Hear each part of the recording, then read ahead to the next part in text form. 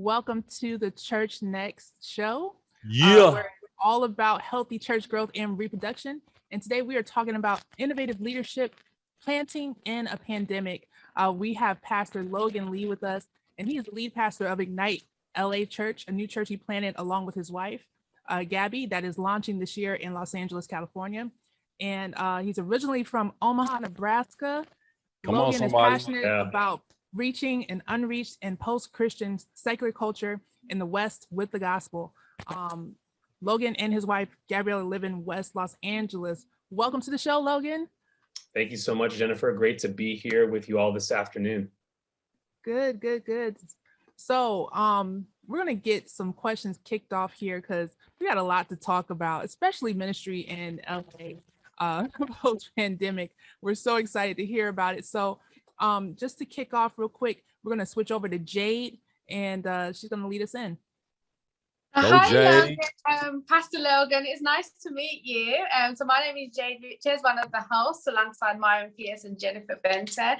To begin, how about you tell us a little bit about your background, your start in life, and how you got started on church planting in the first place? Yeah, great question. So I was born and raised in Omaha, Nebraska. Grew up in a single parent home. My dad's African-American, mom's family's white, was raised by my mom's side of the family.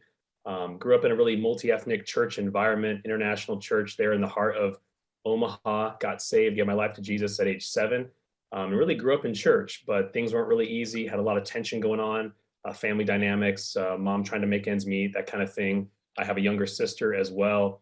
But when I was, 15, my youth pastor really spoke to me and made a big impact on my life. And so I went on to major in journalism at Southeastern University in Florida and wanted to be a reporter. So my high watermark, when I was 21, 22, was I wanted to work for the BBC or, Al Jazeera, one of those, be embedded in culture overseas, and did a couple months in the Middle East in 2011 during the Arab Spring, and applied to kind of go back there long term, but ultimately God redirected me back to Omaha, back to the young adult ministry at the church I grew up in, where I met my wife, Gabrielle. And she's originally from Bahrain over in the Arab world, and she had come to go to college in Omaha, and we met in the young adult ministry there.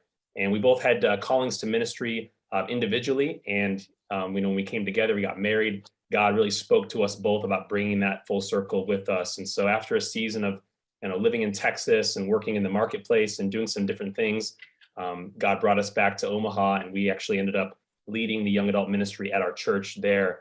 And so throughout that time and throughout working in like nonprofit and entrepreneurship, Holy Spirit was really speaking to my heart about this idea of starting a faith community.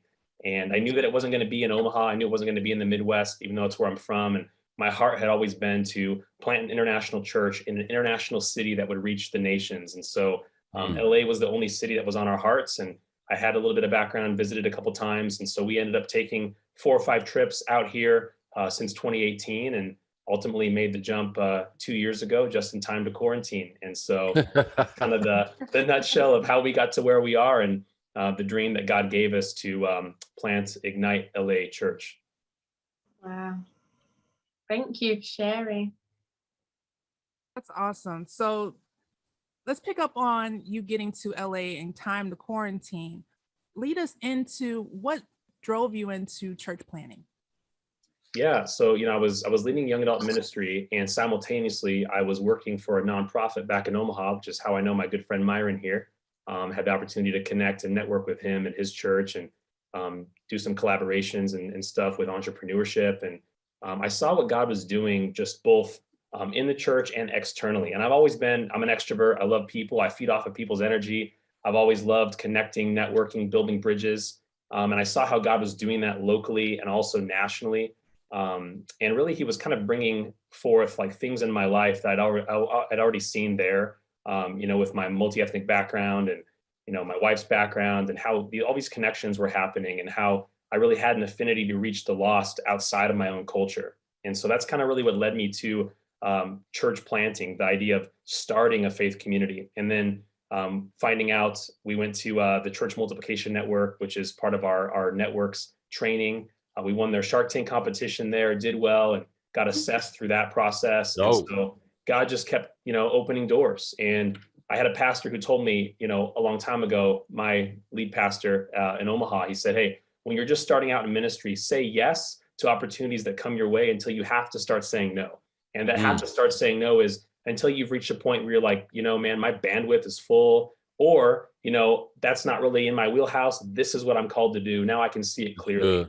So it was like a 3-year discovery process from, we moved back to Omaha about late 2016 up until, early 2020. God had really worked these things out and shown me like my strengths, my giftings, areas where I excel, areas where, you need some more support. And so all these things were kind of coalescing at the same time in my life, both in ministry and outside of it, and personal and professional. And that's really kind of what led us to Plant. And so we had moved out. Actually, I remember I had coffee with Myron just a couple weeks before we left in 2020. And then we left Omaha, Nebraska on March 6th, drove out, spent, a couple nights in the country, and then landed in LA March 9th, 2020. And then a week later is when we became the first city in America to close what they deemed non-essential businesses. And then we entered into some of the actually tightest restrictions of, I think, any other city, maybe on par with New York and San Francisco, but I think we were even a little more shut down than they were for quite a while. A lot of people don't realize how restricted we were out here. You would even have gatherings, you would try to connect, and people just didn't feel safe. Some people didn't leave their neighborhoods for 3 months. They would just stay within a radius of their house. And so very different kind of culture when you're trying to connect with people and build relationships to reach the lost and to plant a church. Let's talk about that for a minute, because you rolled straight into the next question, actually, because like we all know, we were all disrupted in 2020, but like you just said, it was a different level of disruption for where you were. So how did that help or hinder what you was trying to do? Because I feel like 2020 was the time where, because everything was shut down, people got to go back to the drawing board and be like, okay, this is actually what I feel called to do in this season. So how did the shutdowns and COVID in general, how did it influence and impact the journey of starting your new work in LA? Yeah, and so I'm somebody who says, there's no sacred cows, and if they are, we take them out back and shoot them. It's kind of how I live. And so it's just kind of this thing of, I didn't really have like a super like traditional, like this is how ministry has to be done paradigm. And so when you're like that, when you have a mission, when you know why you exist and you have a vision, you know where you're going and what you see, then that really becomes your guardrail, and everything else is just like strategy, and models can be shifted and pivoted, as needed. And so that's really what we did. I mean, we came out, and the first thing I remember, we were Airbnb hopping for 3 months because we didn't have a home, living out of a suitcase, had our stuff in like a U-Pack. People are like, are you sure you don't want to go back there, go back home and just kind of wait this thing out? And we're like, no, man, like we're here to like reach people. We're going to suffer through what they're going through. We're going to gain that relational equity and credibility the right way. I'm not going to just turn back and hope the world gets better. I mean, the church has always been called into times where it's difficult, right? Where there's sickness, where there's war and unrest, there's no way to get away from it. No matter where you live in the world, there's no safe place, right? And so we knew that God had called us here for this time. And so one of the first things that I did was we actually started connecting digitally. And so just like on a practical level, LA is a really diverse place. It's actually multiple regions, and it's also a city. And so depending on where you live, if you're in the South Side, East, West of the 405, close to the water, in the Valley, it's a different culture, totally different vibe, depending on where you want to plant. And so we kind of felt God leading us more to this side of the city, which tends to be more like the Silicon Beach crowd, more of the kind of startup, not so much your Hollywood crowd. It's more of like, people that are more like into tech and more into like influencer and digital creating, that kind of thing, and couldn't care less about Jesus, right? And so for us, it was like, we have to reach people where they are. And so Facebook groups became the town hall. So you couldn't go to the Hollywood Bowl, you couldn't go to the Grove, you couldn't go to the Greek Theater, you couldn't go to a Dodgers game, which is where you want to go, couldn't go see the Lakers play. There, Venice Beach the beach was shut down. They poured sand in like the skate, like half pipes. You couldn't even walk on the sand, like all barricaded, like it was crazy. And so like literally you could stay home and be in a digital world, like be in the metaverse, right? Or you could be kind of in your little neighborhood pod with people who felt safe to connect with you. And so I joined a few Facebook groups from the parts of the cities that we were going to connect with people in. and just started dialoguing with people.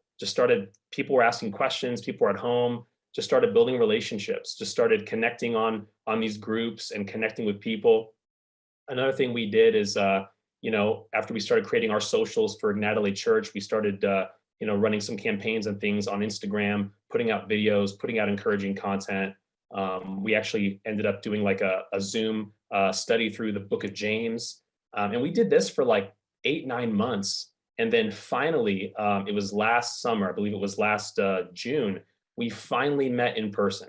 So well over a year, we had a few like maybe 6, 7, 8, no more than 10 people who were in like our pod, if you will, who would connect. But we finally had like a larger kind of corporate gathering outside. And these people were, calling me their pastor, calling my wife their pastor, seeing us as like a spiritual voice, like almost a year or more before they even met us in person.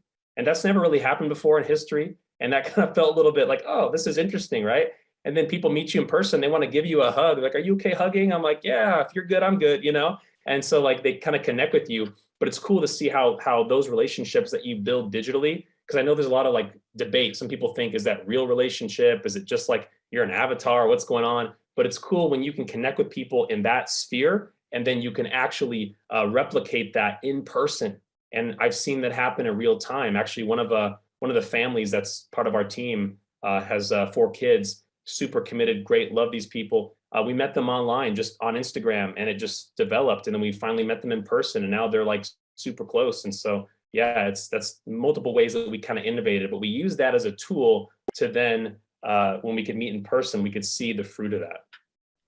Yeah, I'm so glad you're bringing up all this because, we have friends here at Leadership Network. My friend Jeffrey, he leads another show that happens during the week called Meta Church Next. And so everything that you're talking about digital, I know when we initially sat down a couple years ago, this wasn't the conversation we were having. I know you had kind of had your plans laid out. Everything was good to go. And God was opening up these doors and those doors, and these doors were closing. And then you get to Cali and like, you come in with a blueprint, but the blueprint don't match the season. You know what I mean? It's like, and I know, like, just by virtue of just following you over the last couple of years, that you've had a number of challenges, as many of us have. Maybe talk to us a little bit about the challenges from just a personal standpoint, and then maybe just ministry wise, and then how has that like affected you as a leader? Yeah, I think the first thing is when you parachute plant, I know you have a background in that. When you parachute, this idea that you jump out of a plane, you go to a place where you don't have any real connection. You can't take anything for granted. And so on a personal level, moving to a place in a heightened time where people are not comfortable, no one knows really what's going on, and you're trying to build relational equity from scratch. That is incredibly, incredibly difficult. It's so difficult that I actually wouldn't advise many people to do that unless you know that God has called you to do that. And we knew in our hearts, He had confirmed it, so many signs, prophetic words, different things, But ultimately, I think on a personal level, the hard part is, even for somebody like me who's outgoing, who likes to connect with people, it's really difficult when you go somewhere and you're trying to figure out, like for me, I'm the kind of guy, when I move, I've lived in 5 states in the US. When I move somewhere, I'm like, hey, I got to find my local coffee shop. I got to find my Planet Fitness. I got to find I got to find like my hood. Like, where do I do life? And you can't do that when nothing's open. And so it becomes even harder to figure out like kind of where get your bearings down. And I had a really hard time with that because I was like, well, I didn't come here to start a digital church. I could have done that anywhere. I wanted to connect with people. And that was kind of a hard pill to swallow. And, I think along with that too is also loneliness, because you're like, when you don't move out with a team of people, usually anyone you meet, they see you as, oh, this is the guy who's, him and his wife, they're planting a church. So they might see you as, oh, like they see me as a prospective leader, or you're a fellow peer in ministry, another pastor or somebody, but you didn't really have friendships before you got here, right? Versus like back in Omaha, people that have maybe known me my whole life. It's different because people just know you for who you came here to do, what you came to do, which can be an advantage when you're trying to start and build something, but it can also be a disadvantage on a personal level because you're like, hey, I just want to be Logan. I just want to connect. I just want, just to vibe with people. And so God's been opening those doors as well lately, thankfully, to do that. But I think that's a big thing that we misunderestimate when it comes to parachuting in, is the relational and the emotional side of that for the planter and for the couple and for their family. You really got to be, got to watch your mental health. You got to watch, all these things that you might not think about. It's not just about fundraising and casting vision and getting people together in a room or a space. It's really about, how am I going to be a part of a relational community? So. Yeah, when I couple years, well, it's been more than a couple years. 2012, God had called us to go to Colorado Springs, and I had never. Well, let me take that back. I had only been to Colorado Springs one time in my life, and it wasn't even Colorado Springs, like outside of. And so parachuting in is just a whole different.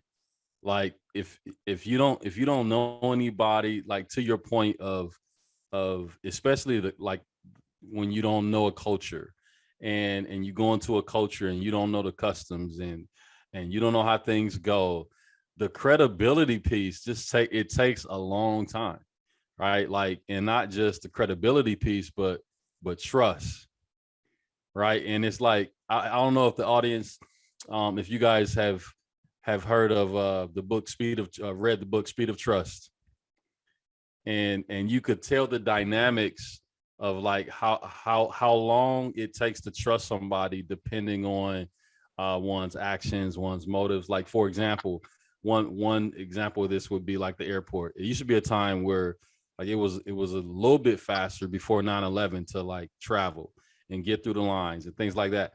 But now it just takes, especially coming out of COVID, it takes so long just to even get through it. And I think that's a perfect like analogy for when you do go to a new community that no one knows you, and the challenges you have to stick with. I can remember my wife looking at me one time like, what have you gotten us into? And like having to navigate the marriage, when you've parachuted into that's a whole nother conversation. Can I ask a question about something that you mentioned earlier before we get on to the next question? So you spoke about when you first came, it was a lot happening online.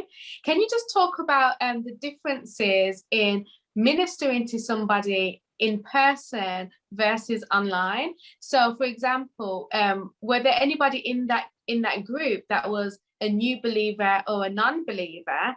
And if so, what was it like? What were some of the challenges or differences in witnessing to somebody in a digital world versus in person?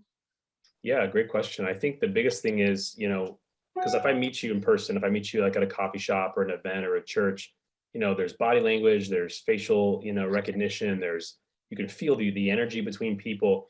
But when you're online, if I get connected with you through like an ad or even through just like a hashtag or through some kind of weird connection, you find me, really it's like, we're sliding into each other's DMs, so to speak, and we're just trying to connect and like, hey, like, are you, how's everything going? Start kind of conversation. Like, so for example, like some people, like they found our community through like posts and through tags and things we had done. And people were looking for churches at this time. There are people who, for example, we have this one family I mentioned, like the wife had recently come to know Jesus, and then they had just started to kind of go to a church, and then everything shut down. And so they weren't really integrated into that community. And so everything went online, but there was still a spiritual hunger there. And so what happened is they were looking for something. So we had a few people who said, I was praying that Holy Spirit would connect me with a church. And I just said, okay, God, everything's shut down. I don't really know, much about churches pre-COVID. So where do I look? That's one thing that I think the church world needs to understand about the unchurched culture, the post-Christian culture, is that nobody really cares as much as you think they do. They don't know as much as you think they do. So, I might be following this known leader, this known communicator, you might be, Myron might be, but they're not, And so whoever we think of, I could drop a few names and you would know exactly who I'm talking about, but they wouldn't know who those people are. So they're not looking at their content, and so like they might find me and like, I'm not a known communicator, but they're like, oh, this is speaking to me. This is blessing me. This is ministering to me. This is helping me. And so I'm going to follow them. I'm going to check out their stuff. And then a conversation develops. Hey, we're actually here. We're planting a new church. Right now we're digital, but we're going to transition. And so it's just kind of like that different flow. So I'll give you another example. This was our first in-person Easter, but 2 years ago, our Easter consisted of just releasing like a short, I think we did like a 10-minute like kind of Easter video on Facebook and Instagram. Last year, we had our small team kind of in our living room over here. We went live. And then now we're in person. And actually what we did was we went from, online, to an outside space in the Playa Vista area. And then we went to like a coffee shop courtyard where we still kind of gather. And then we met at an indoor space in Venice for Easter. And so this area is kind of known as Silicon Beach. I told people, hey, we have the life cycle of a startup, y'all. We started in my living room, then we were out in a park, then we're out in this courtyard. And, now we're in this space, and it's not as flashy as people think. Oh yeah, man, you're in a courtyard, you're outside. I'm like, yeah, but it takes grit. It really does. Like, and that's one of our values, our 7 core values at Ignite LA Church is grit. I always say, like, if you run out of grit, you should just quit, because you got to stay resilient. You got to stay scrappy. You got to stay, like, my friend says, you got to stay on the edge. You got to keep that going. And so, yeah, dude, I'm from Omaha, so I can wear this and it's 50 degrees outside. I'm fine. But, it's 60, there's a little bit of wind going, you're in a little courtyard that's covered. It's like, personally, I have preferences, but we can do church anywhere, Yeah. And so I'm just like, you have to have that mindset. You got to keep that hustle going, because, that's how you eventually get somewhere. And I think also, when you're online and then you want to meet outside and then you want to meet in a space, a lot of times people don't have the vision and capacity to see it. If you're futuristic like I am, I'm already living in it. This is just a temporary state of being. I'm already there, but I have to understand that my people don't see it the way I see it. And so I have to learn how to communicate to where they are and then be able to take them each step of the way. It's so funny because we met inside on Easter and everyone's like, oh, this is so great. We're meeting in a space. We're doing church. I'm like, we've been doing church, y'all. But again, it's like that mindset in North America, I think, in the West, of just, things have to look a certain way. And I think whether when you're starting online, you have to be able to connect with just conversations, and those conversations then lead to, hey, point you to this. And then ultimately people want more. They want to meet in person, outside, and then inside. So that's been my experience. Have you had anybody that has, because like you said, there's a different level of vulnerability, shall we say, from speaking online to being in person, and especially if somebody is not from the church world and they realize, oh, there's a certain level of accountability that there now is when we're in person. So have you had anybody that shied away from that and would have preferred to like be almost hidden behind a screen, and who hasn't then followed into meeting in person because they'd rather be online? Yeah, no, that's a great point. And like, if my wife was here, she would share on this part. So I'll share on her behalf. But so, all of our stuff now is in person. We still record and we go live, but we're not, mirroring the digital experience to the in person. We're like, hey, this is what we're doing. We're recording, we put out reels and videos, but we want you to be here, because we're trying to reach LA locally. But one thing that like my wife is doing is she's doing it's a small group. And it's a big small group. There's like dozens or more people, 24, or I don't even know how big it is now, for ladies going through the Gospel of Matthew. And most people are from the LA area, but there's people from Canada, there's people from Florida, from Texas. And, it's like going through this, and there's prayer, there's people that are getting freed and delivered from things, and all kinds of great testimonies that she would share. But the thing that we've noticed from that is there are some people who like, it can be good to do that, like people who are in LA, but we've noticed some people, they're like, hey, I'm good to show up 7 p.m. on a Thursday night on a Zoom study. We'll go through the gospel together, but I don't really want to take it further than that. Like, I'm comfortable in this, but I got my own thing going in this part of town. I'm not really wanting to come into this.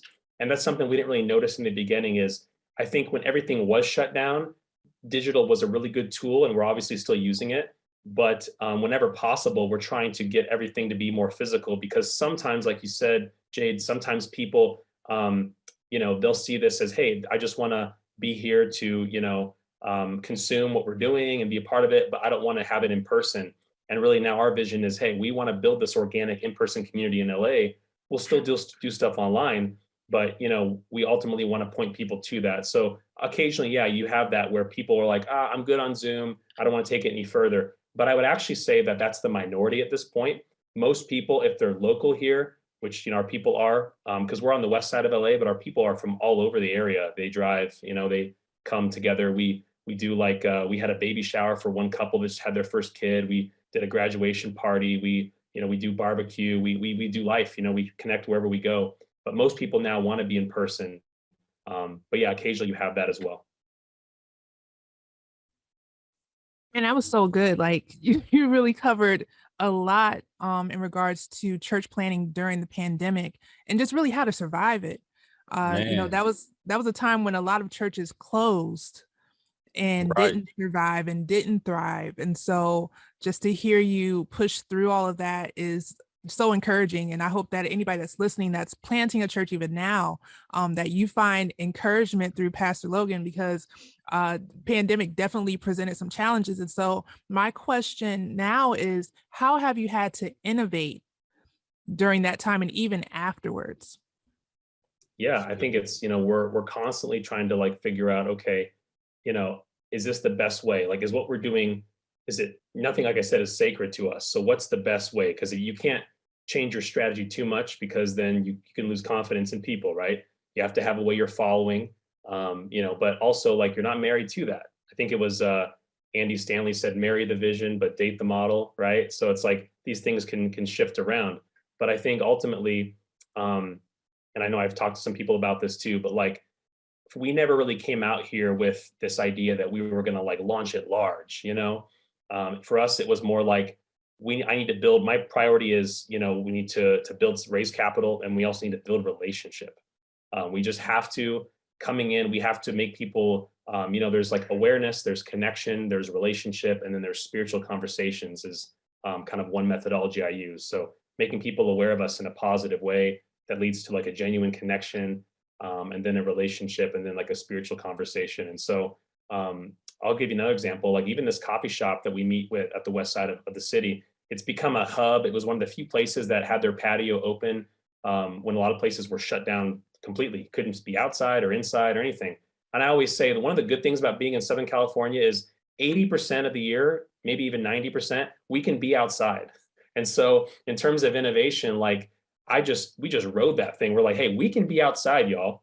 So masks, no masks, vaccine, no vaccine, like we can skirt by all that because we're outside, And so we had people who said, hey, we're here because we don't feel comfortable going inside, because some churches were like, you have to wear a mask. The city ordinance said you did, but some people didn't go by it. Some people were like, you have to have your shot. You have to do this, have to do that. We're just like, hey, just come here. We're in this covered courtyard. It's private. It's behind this place. We're outside, And so we had people who said, yeah, we're going to come just because of that. And so really it's, you never want to judge somebody's reasons for showing up. You're glad they're there, And so that's how we were. I think another way that we innovated is just, I think it's just like favored with like the unchurched.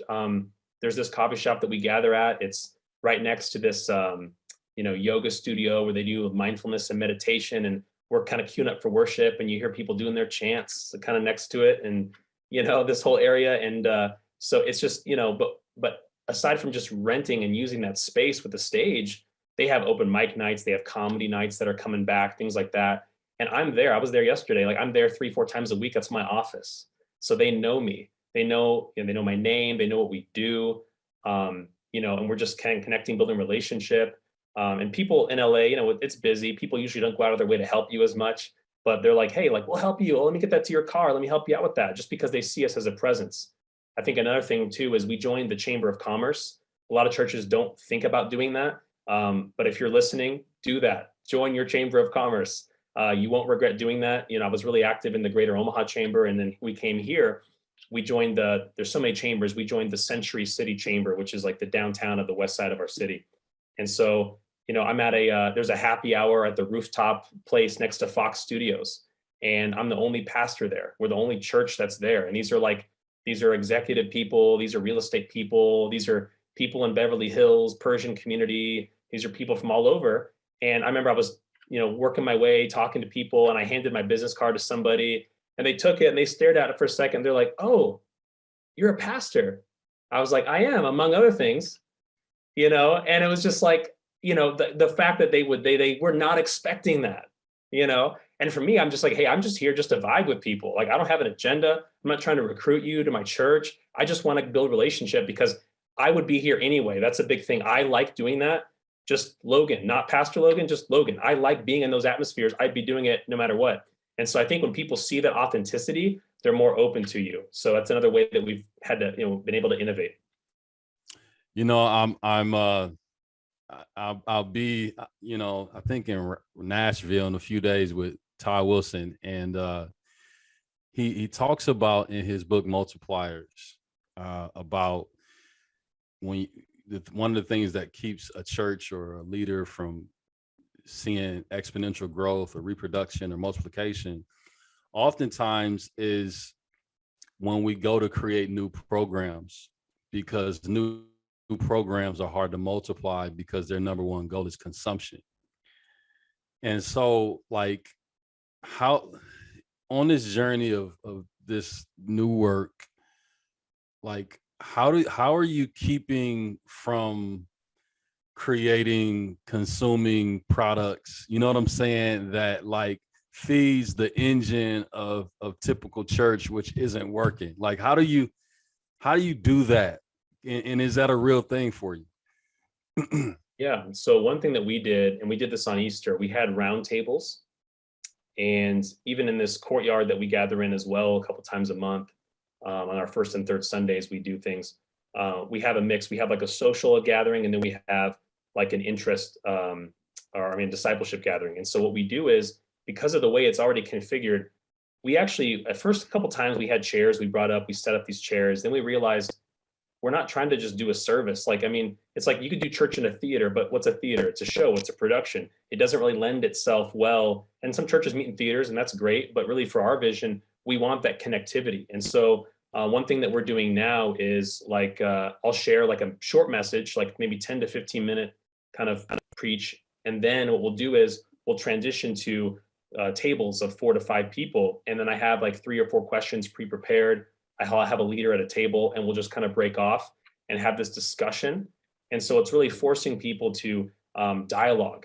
And I'm somebody like, I preach, I communicate, but I enjoy dialogue more than I enjoy monologue. And so for me, it's like, hey, let's just connect. Let's talk about this. Let's wrestle with what the text said, what I just communicated, what I just presented.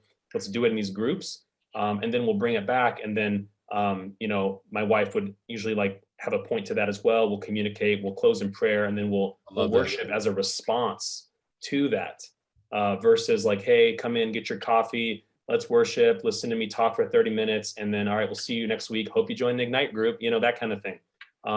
So we're kind of doing it the backward to the front, type of thing.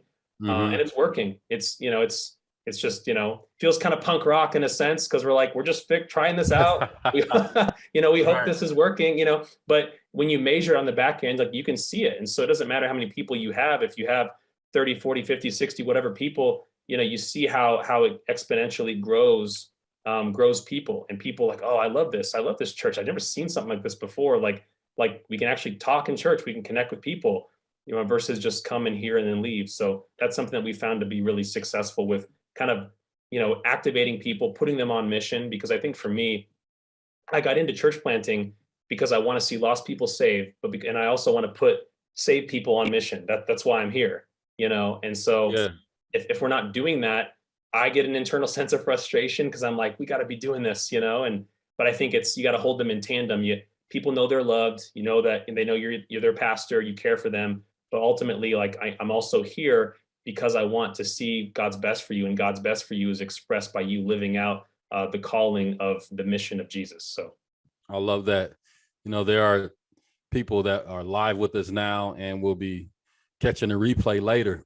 And many have questions. Many have, if they're on the journey of being a missionary, or if they're starting a new work, it's just a lot, and it could be overwhelming. You know what I'm saying? And especially if you don't have support. That's why Church Next is here. We want to be a platform of support for church leaders in whatever journey, wherever they're at in their journey. But what advice, man, like, what advice would you have for a man or woman, a leader who say, man, like, I'm starting this new work. It's hard, but I need some advice. What would you give them? I would say a couple things I would say. First thing is, and it might sound cliche, but it's true. Like, know what God is calling you to, know what he's not calling you to. Right. There's so many different models and systems and networks and cohorts and organizations. And like just this week, and like someone, I get emails like, you want to be part of this thing and that thing. And it's like, you need to know what you're called to be a part of and what you're not. Because you can do a lot, but you shouldn't do a lot more than what you're supposed to do, is what I always say. And so know that, and know kind of your bent. And maybe you're somebody who like, hey, like if you lean more towards production, more towards, that's totally fine. Just make sure that you're doing that missionally. And then I think the other side of that too is if you kind of lend yourself more towards like, maybe you're trying to do micro churches, maybe you're trying to, connect more with like, multiply like smaller groups, just make sure that you're intentional with that, because that can also become inward focused if there's not an impetus to keep going, right? We don't want it just to be like a thing where we just kind of hang out. And so I think on either side, that's what I would say. I think another thing is follow favor. So like when we first came here, we weren't sold. Like I had an idea of where we were going to plant, but I didn't have it down to like the 6-block radius, or some guys get it like really like, this is my neighborhood, this is the spot. I was more like regional vision. And so that's kind of where I'm in now. So I'm kind of west of the 405, but a little bit east. Like you have to know your community and know kind of what people are willing to do and who you're trying to reach within that, and follow favor. So if it's the coffee shop with the courtyard and they don't know Jesus, but they're opening their doors to you, you don't know why, but you have favor with them, walk into it. If it's, someone else in Venice that's opening their space to you, say yes. Like, okay, walk into that. It's kind of that sense of, it seemed good to the Holy Spirit and to us. It's like, this is what I see happening. And then I think the last thing I would say is the culture will teach you how to reach it. That's something I've learned. Wow. You have to pay attention to the culture. And so, you're not a colonizer. You're not coming in here with like, hey, this is how we're gonna make you like us. Yeah. Hold on, man. You dropping that heat. You dropping that heat, man. You dropping that heat, G. Hey, can you please slow down? You doing a California roll. That California roll, when you're at the stop sign, you don't really stop. You just kind of keep going.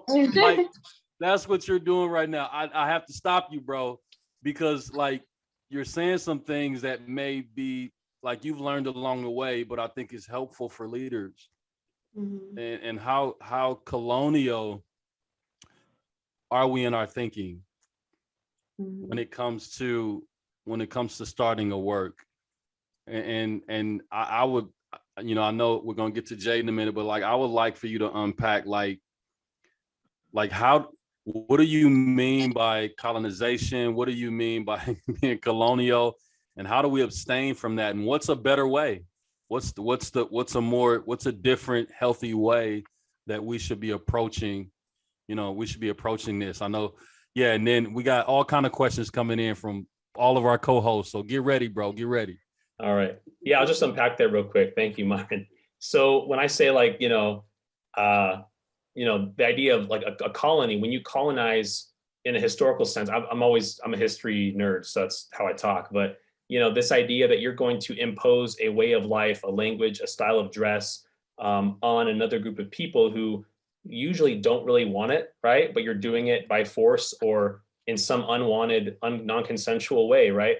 And so, when I say that in the church planting sense, what I mean is like, again, we have models, we have ways we do things, but when you move to a place where, like when we came here, I knew like leaders in our network and our denomination, I knew few, but I didn't have a background here. And so you have to come in, especially if you're in a large city, if you're in like an LA, a London, a San Francisco, a New York, I mean, really any city at this point, but you have to really come in with a sense of humility and go, I don't really know anything, but what I do know is that, I am from a multicultural background. I have an open mind.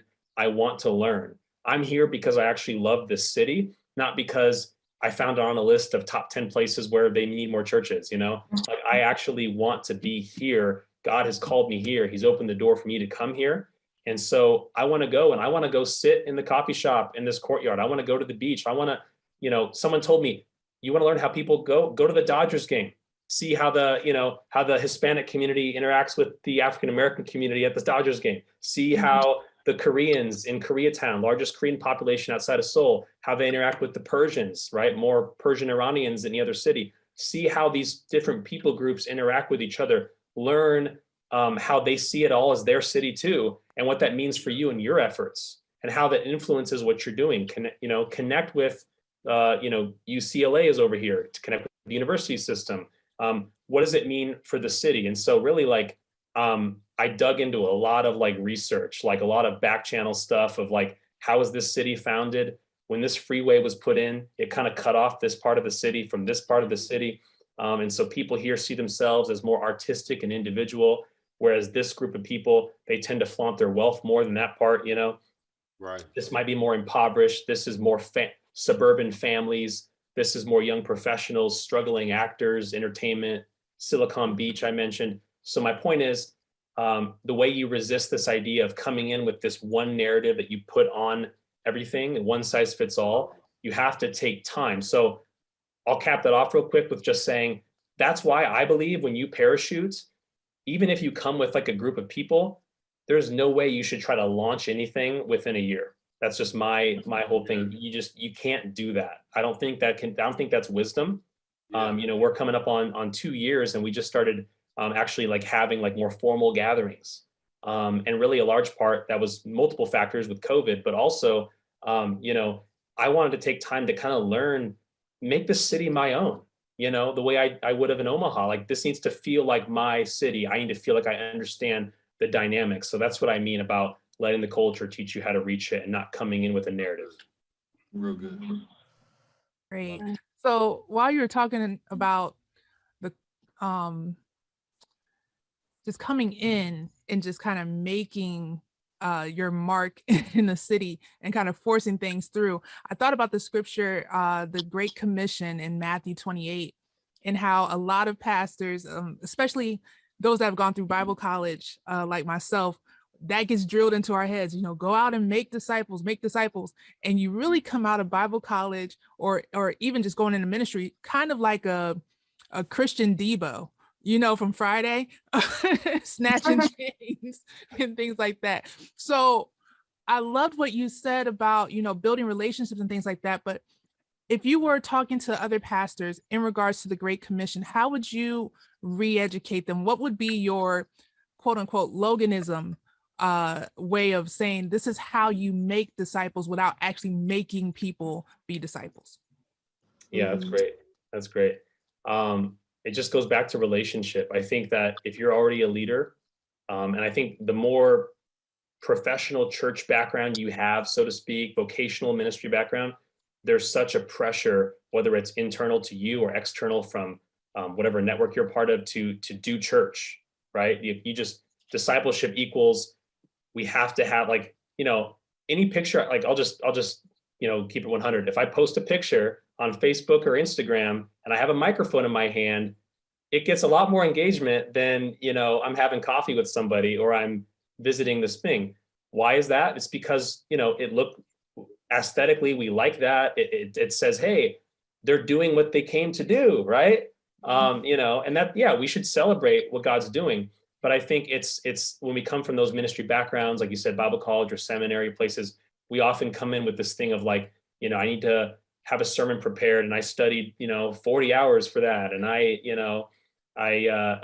had this space. You have to have all those things first. It's that thing of throw the target on the wall and work back from that target. And I found that that's not helpful. Now we've done that. We have a date on the calendar for the fall, but really we've done a phased approach, like I said. So it's I'm going to disciple you by engaging with you online. Then I'm going to build a relationship with you. I'm going to start asking you questions about faith, right? And then it's going to transition to something outside, and then this courtyard, and then we're at other stuff we're doing, and then we're inside and we're having Easter. And then when we go weekly, we're going to preach through, this book of the Bible for the first, 6 months, and we're going to, take people through that. And we're having, one-on-one and 2-on-2 and 3-on-3 conversations as well. So it's kind of holistic, to use that word. It's this sense of things come up. I met with a guy in downtown LA 2 weeks ago now, and I was going through the Gospel of John with him, very, very new believer. And I had planned to kind of go on to like the third chapter, and he had kind of read to that point. But then he started talking about some dream, some prophetic dream he had, and it's like, hey, am I crazy? Because I feel like I'm seeing this and I'm hearing this. And so then the discipleship conversation kind of went into like, what's prophetic? What does that look like? What does that mean? And I think sometimes when we have those conversations, we see that as like, that's like next level stuff. But Holy Spirit just brought it there. And I'm like, I'm not going to ignore it. We can set aside the lesson and we can talk about like, what's a real time thing you're dealing with. And so I would just say to if you're a leader, like that's what I would say is pay attention to what God's putting in front of you. So you have the script, but understand that the script it's a guideline, it's a guardrail. It's not something that you follow to the letter, because you don't want to miss what God is doing in those relationships. Thank you for sharing that. We have like 14 minutes and I have a couple more questions before we close out. So first of all, I just want you to go back a little bit, because it seems like you were in a good place when you was at your church in, how do you say it? Omaha. Because you kept going back and you started leading ministries there. So it doesn't seem like you was in a rush to get out, or you was fed up with the church or anything like that. So can you speak into being in that space where you may be comfortable or even happy somewhere, but at the same time you feel God is calling you elsewhere? Can you talk to that challenge? Because there might be somebody that is perfectly happy serving at their church, but they feel that God is pulling them in a different direction. What did that look like for you, and how did you know this is what God is saying? Yeah, so January of 2018 is when God spoke very clearly that this is the direction he was leading us. And it was 2 years and 2 months before we actually made the jump to move. And then now it's been, 2 years out of that. So 4 years of a process into that. And then before that, it was like another 2.5 years of serving in ministry, working in the marketplace, being faithful. And at that point, like I said, like say yes to opportunities. I didn't know. I mean, I met Myron. I did a lot of different things. Like I didn't know what God was necessarily doing. I just knew he was calling me to himself, and he was calling me to something. But I would just say the biggest, we want things. I see two things. I see some people that they're so comfortable and they're like, oh, I'm supposed to do this, but I'm not preparing, And the other side is like, I'm ready to go now, and I'm quitting. I'm dropping out of everything.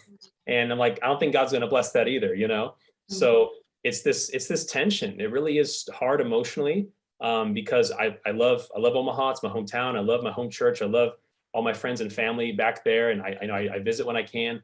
But for me, it's like I knew this is what God was calling me to, and there was times where there was a few month period there where like it seemed like progress wasn't happening. Like I'm like, all right, God, I need X amount of dollars to even like achieve this cost of living. I need to figure out how I'm gonna make this work in a smart way, in a way that makes sense, and so it just takes that kind of fortitude, that grit again, that hey, God has called me to this, but it's always the timeline.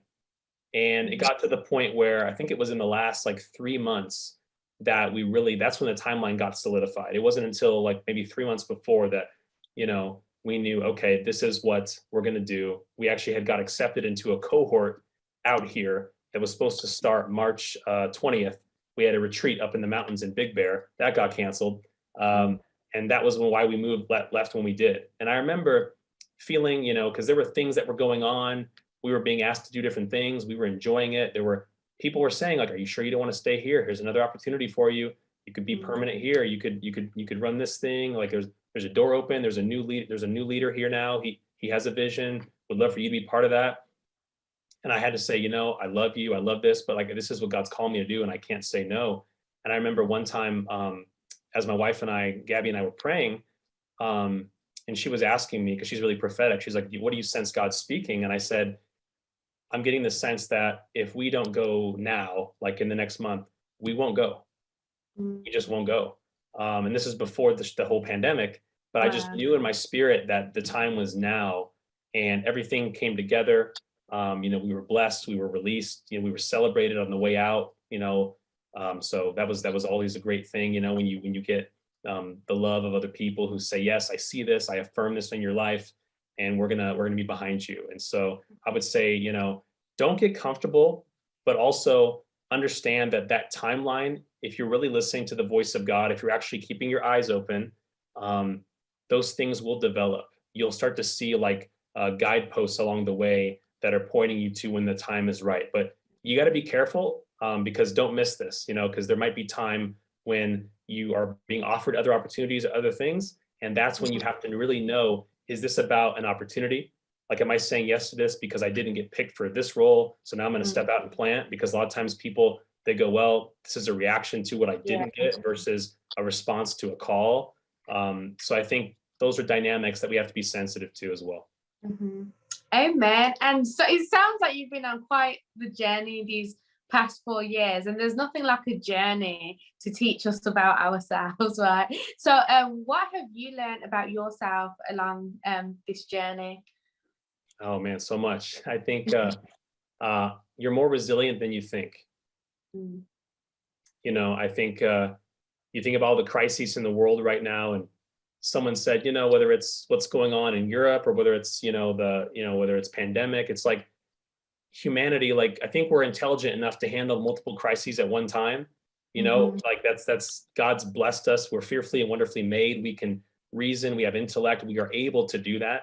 I think sometimes our emotions can get the best of us when we feel overwhelmed, we get burned out. But I think I've learned I'm a lot more resilient. I knew I was resilient, but I'm like, wow, okay, like you can actually withstand a lot. But you also have to know your limits. I think you have to know, like, hey, you know, you can't be the one like running everything all the time.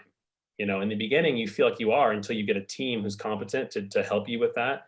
But I would say I've learned like there's a lot of versatility. Like I never thought, I'm not a graphic designer. I never thought I'd be designing anything. I had to start doing that stuff. I'm on, your boy's on Canva. Like, why am I doing this? You know, like I never thought it, but like, I'm like, and you know, I've gotten better, you know, but you know, and we have other people who do different things, but it's just like things like that, like, you know, whether it's promotion, whether it's in person, it's, you know, I would say to anybody, like you have to learn who you are and who you're not. And so for me, it's like, I've learned that. I've also learned, somebody once told me, like, your church can survive as long as your marriage survives. And that's a big thing too, that we like to overlook, is like, at the end of the day, and the way my wife and I lead, we both co-lead in a sense. We both preach and teach, we both communicate, we both have responsibilities. So I think the most important thing is to kind of know each other's roles. And everyone's spouse has a different involvement, but you know, if you are married or even if you're not, like, know kind of what your role is. Know, hey, this is where I need some help. This is where, you know, I think I've got it down. And then I think another thing is just keep in mind that it's about people. And so for me, like, you know, if anything else, I want to make sure that I have a relational connection with people. I'm always sensitive to that. I never want to make people feel like I'm just trying to use them for the mission. I want them to see themselves as part of this. And, you know, I think that one thing you can learn is, because I think a lot of us, we look to people that maybe have a lot of followers on social media. We look to people who have a lot of influence. And the reality is that if people are following you, they see you as an influencer in their lives. And I think that and early on, I underestimated that, because I'm thinking like, why are you looking at me? I'm not, you know, but people see something that God has put inside of you, and they've decided to follow the vision that he's put in your heart, and you're responsible for stewarding them. And so don't take that for granted. I've learned to really be like, hey, you can impact someone's life more than you realize. It doesn't matter who you are. You just have to be open to God using you in the way that you're gifted. Amen. Come on, man. Come on, man. Come on, man. I'm feeling it. I'm feeling it. Hey, man, bro. Listen, this has been beautiful. Man, I'm so glad that you're on today. In fact, Logan and his wife, we're going to be releasing a few blog articles in the next couple of weeks. Logan's title for his blog article on LN's site is Lessons from a Parachute Planter. I kind of changed his title for him, but it matches all that he said today. Be on the lookout for that. Hey, if you want to find out more about Logan, just go to ignitelachurch.org. They're on Instagram as well, Ignite LA Church. Feel free to also follow Church Next Show, where we're keeping it happening, keeping you up to date on things that are happening. Logan, bro, it's been cool you being here, man, and we're looking forward to having you again.